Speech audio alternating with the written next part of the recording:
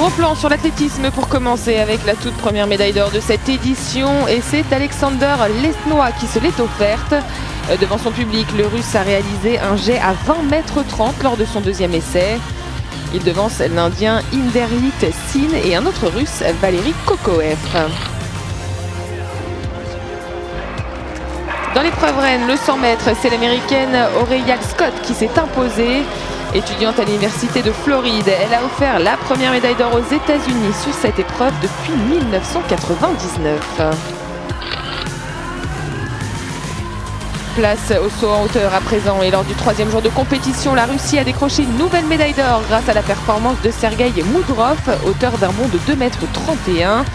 Andriy Protsenko et Yu Wang terminent respectivement 2 et 3e.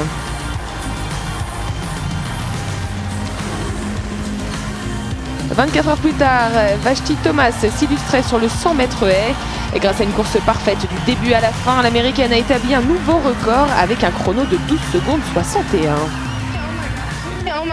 Ah mon Dieu, ça représente tellement pour moi. Je voudrais remercier Dieu et tout le monde, mon école, mes coachs et tous ceux qui m'ont soutenu. Ça représente tellement pour moi.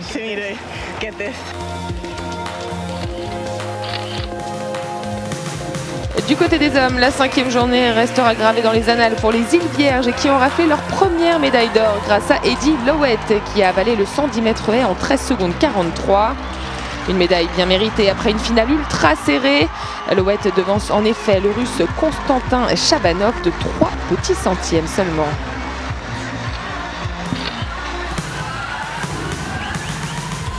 « 8,46 m, c'est la meilleure performance mondiale de l'année et elle est signée Luis Alberto Rivera.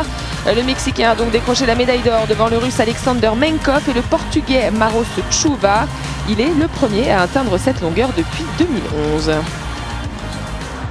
La dernière médaille d'or de ces universiades a été remportée par Kamila Stepniuk lors du saut en hauteur.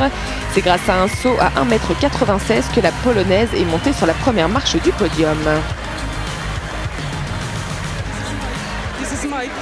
C'est ma première médaille internationale et c'est une si grande compétition. Je suis vraiment heureuse. Au revoir Kazan.